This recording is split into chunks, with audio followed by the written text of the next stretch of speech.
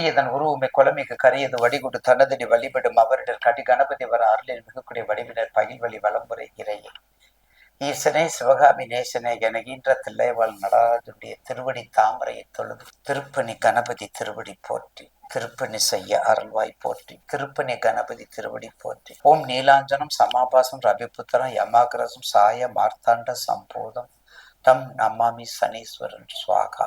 ஈஸ்வரம் பட்டம் பெற்ற சனீஸ்வரனுடைய பயிற்சி.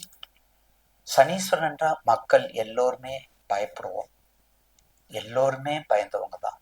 ஆனா பயம் என்ற சொல்லுக்கு அப்பாற்பட்ட சக்தி படைத்த இறைவன் சனீஸ்வரர்.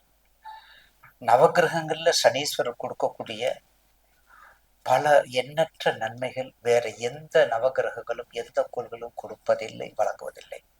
அந்த வகையில 6/3/2026 கும்பத்திலிருந்து மீனத்திற்கு சனி பயிற்சி ஆகிறார். வாக்கிய பஞ்சாங்க பிரகாரம் பயிற்சி ஆகிறார்.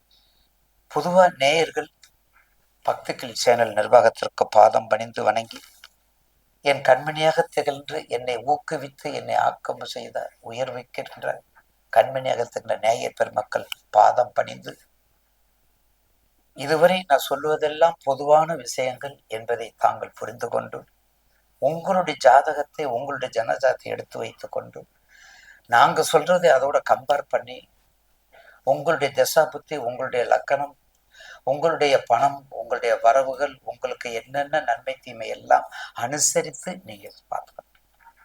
அப்போதுதான் உங்களுடைய ஜாதகம் பிடிபடும்.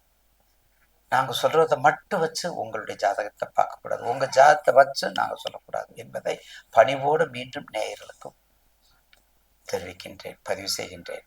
இப்போது 6/3/2026 வாக்கிய பஞ்சாங்க பிரகாரம் நமக்கு வருது. கடந்த திருக்கணிதத்துல, ஏன்னா உங்களுக்கு அந்த வித்தியாசம் தெரியணும், திருக்கணிதத்துல நமக்கு 1 வருடம் முடிந்து விட்டது. திருக்கணிதமும் பழைய காலத்துல முன்னோர்கள் புராணம், இதிகாசம், வரலாறு சிறப்புமிக்க நாட்களில் நமக்கு எண்ணற்ற நன்மைகளை செய்யக்கூடியது வாக்கிய பஞ்சாங்கம். அப்ப அந்த வாக்கிய பஞ்சாங்கம் ஏன் இப்ப வேலை செய்யுது, திருக்கணித வேலை செய்தா நிறைய கேட்குறாங்க. ரெண்டுமே வேலை செய்யும். பீரியடும் மாறும், அதனுடைய டைம் மாறும், அந்த டியூரேஷன் டைம் தான் மாறும் ஒழிய. ரெண்டாவது, பீரியட்ல திருக்கணிதத்துல அக்யூரிசியை கொடுக்கும், வாக்கியத்துல அக்யூரிசியை கொடுக்காது.